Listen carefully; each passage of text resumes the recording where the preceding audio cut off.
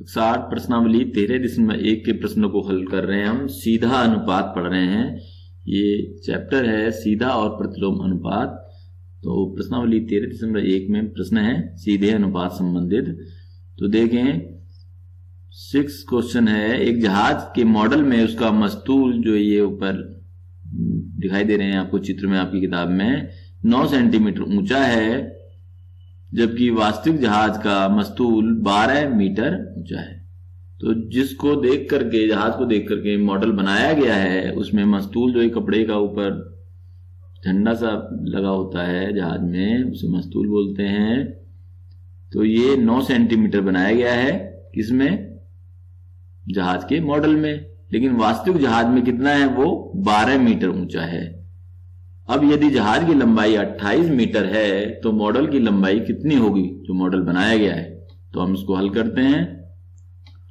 देखिए 12 मीटर ऊंचे जहाज में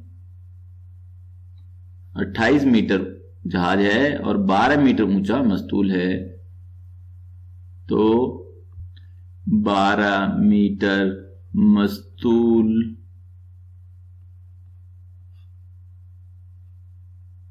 है बराबर कितने ऊंचे जहाज में, कितने बड़े जहाज में? 28 मीटर के जहाज में। तो यहां पे देखें एक के लिए याद करते हैं 1 मीटर में 1 मीटर मस्तूल होगा। तो यहां पे हमने क्या किया? 12 में भाग किया 12 से तो 1 मीटर आया। तो यहां पे 12 से भाग किया है तो इधर भी हमको 12 से भाग करना होगा। तो इसको सरल करें तो ये 4 3 जा 4 7 जा इतने मीटर।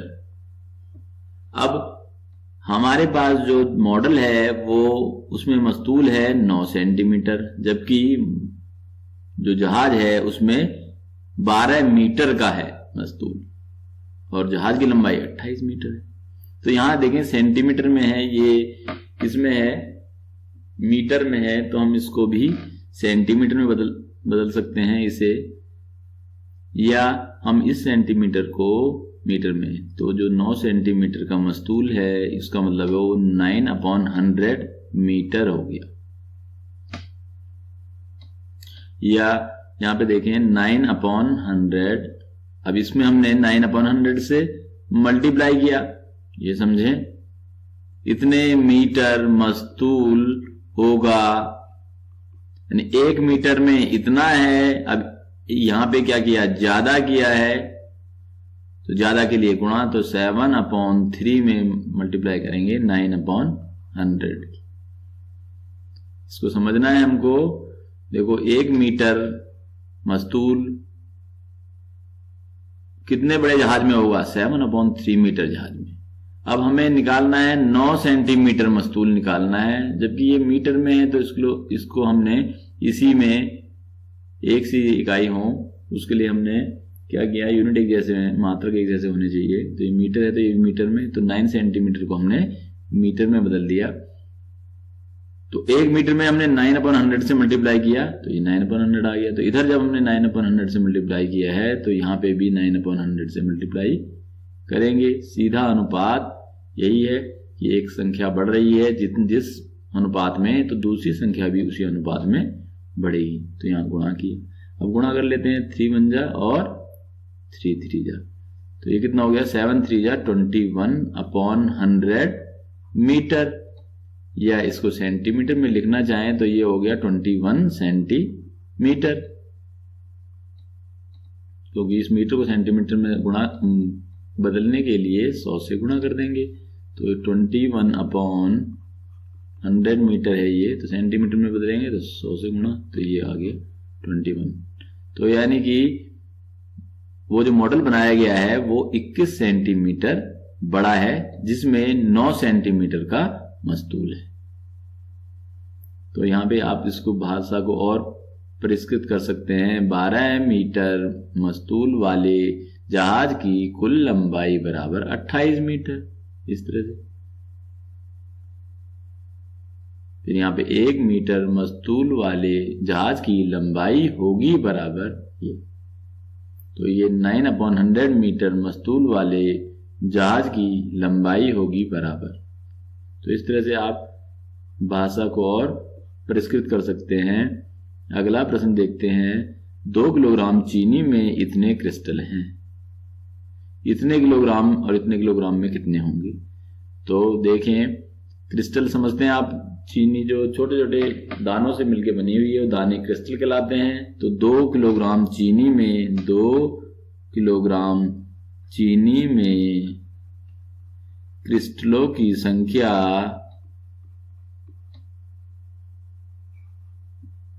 कितनी है? 9 × 10⁶।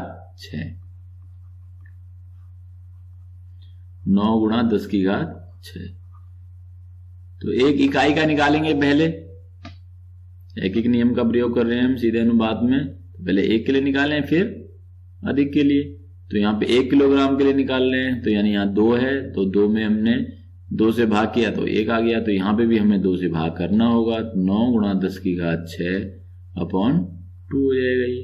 तो 1 किलोग्राम चीनी में क्रिस्टलों की संख्या बराबर 9 × 10⁶/2।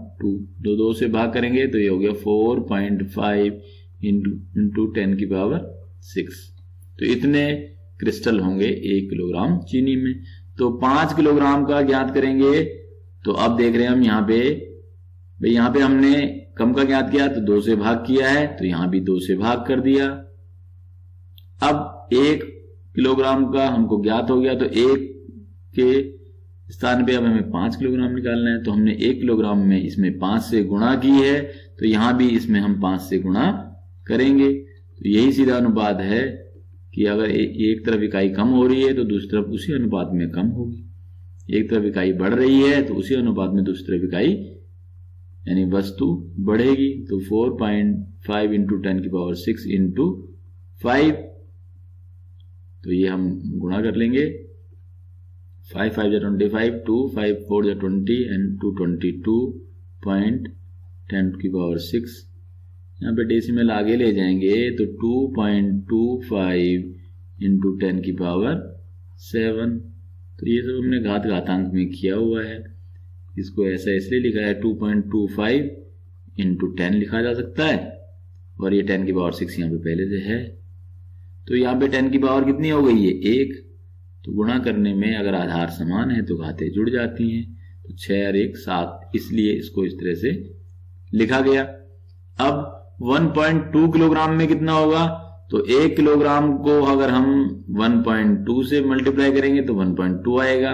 तो इधर 1.2 से कर रहे हैं, तो इसमें भी अब हम 1.2 से करेंगे। तो 4.5 × 1.2 × 10⁶।